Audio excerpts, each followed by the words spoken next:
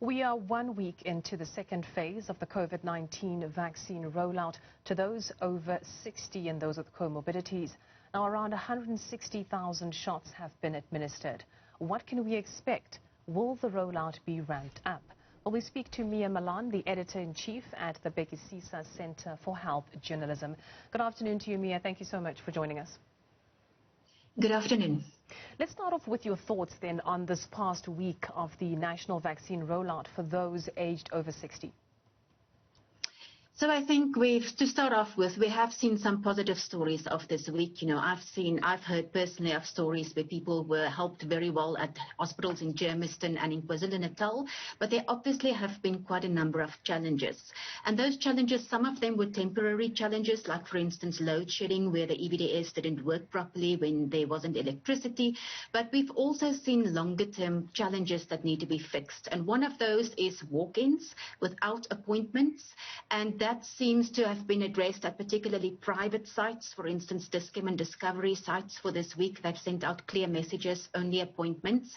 And the reason why appointments are important is because the two groups that we're addressing at the moment, health workers and people of 60 and older, really need to be vaccinated before we at the peak of our third wave, because they are the people who are most exposed, the health workers, to the virus, and the older people are most likely to overwhelm the hospital system or die of COVID. And that's why we really need to address these groups first. The other longer term challenge, I think, is communication. There is a lot of confusion as to whether if you have a comorbidity, whether you would be prioritized for the vaccine rollout. And the reason there's so much confusion about that is because initially when the government announced its plan, comorbidities were going to be prioritized. And that has changed now. We're going strictly by age and by how likely you are to get infected. So we have health workers and people in crowded settings as well. And that has not been communicated properly. So there's a lot of confusion around that, a lot of questions on Twitter.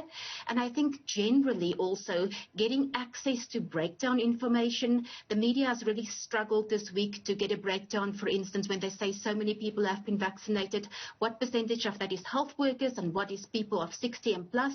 Hopefully that will be addressed from tomorrow, when the national dashboard of the health department will go on live, and they say it will display figures of daily vaccinations and breakdowns. Whether all that figures will be updated regularly remains to be seen, but I'm hopeful. When it comes to one of the issues you mentioned, which is the issue of load shedding, now we understand that the cold chain process of some of these vaccines require them to be stored at temperatures of -70 degrees or up to -70 degrees. What do we see government doing about this to actually effectively be able to deal with that issue? So the good news is that when we saw load shedding, it didn't impact on the cold chain requirements. That was taken care of. It rather impacted on the EVDS because there's internet involved and Wi-Fi, and that part didn't work well. So those vaccines are only being stored at places where there is backup. And the -70 degrees is for the Pfizer vaccine, but only for long-term storage. When it's stored at clinics, it can be stored at -20 degrees for up to 2 weeks. And that's likely to change very soon, because there's now new data that has been accepted by the US regulators and European regulators that shows that once you've thawed those vaccines, you can keep them for up to 31 days in a fridge, which will make it easier. Now, looking ahead to the weeks to come, what sort of targets would the government need to reach on a daily or weekly basis in order to actually deliver on their promise of herd immunity? So if we look at the number of vaccines that we will receive, we will, by tomorrow morning, we should have about 1.3 million Pfizer doses, because we're getting another batch tonight. And we've only used about 168,000 of those doses. And we should have J&J doses by the end of May, about 2 million once they get released, and by the end of June, about 3 million. And Business South Africa on Friday released figures looking at how many people would we have to be able to vaccinate per day to use up those doses over the next 6 weeks. And for the coming week, they have calculated that for 6 days, in other words, it will include 1 day over the weekend, we need to be able to administer 109,000 doses each day. And then for the weeks after that, until the end of June, it should be 192,500 doses. Now, we're not there yet. If we look at the past week, if we divide the 168,000 doses that we did by 6, it comes to about 28,000 doses per week, which is very far behind the target that Business South Africa said was about 54,000 doses per day for this week. But what I can say is we have scaled up dramatically. We started with about 15,000 doses a day, and we ended with just under 45,000 doses per day. So hopefully we are able to scale that up. We are going to see many more sites going online this week. Also private sites. Mediclinic has announced 9 sites across the country that will go live.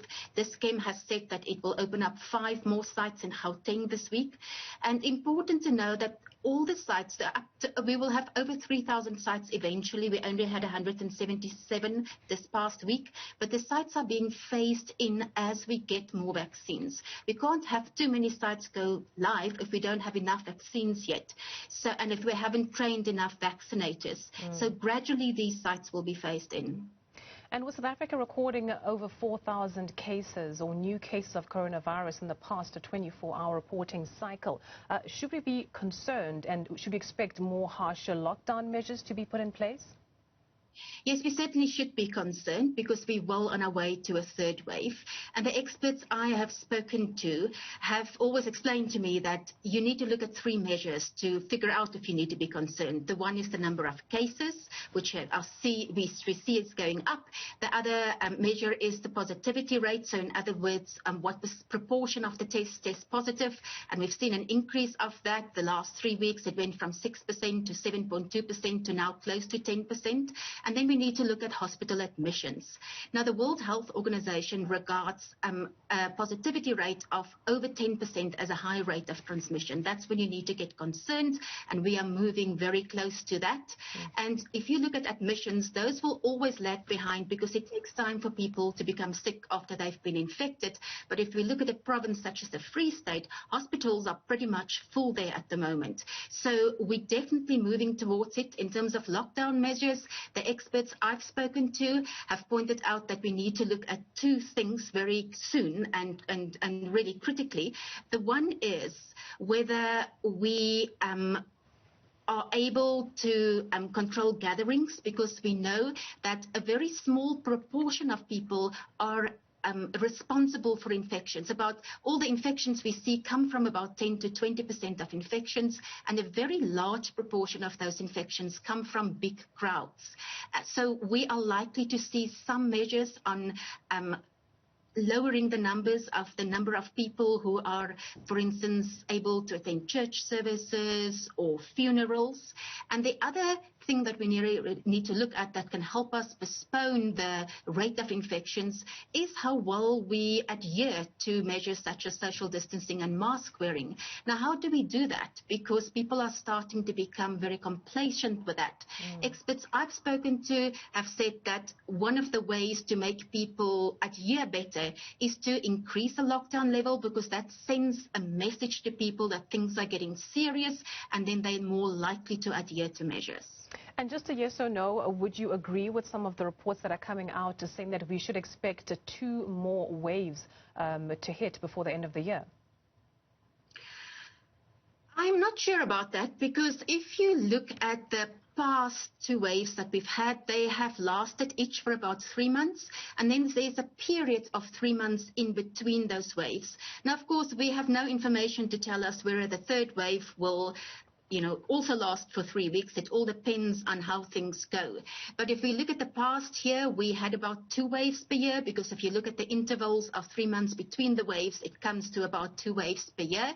I think we will probably definitely not have vaccinated enough people to prevent a 4th wave.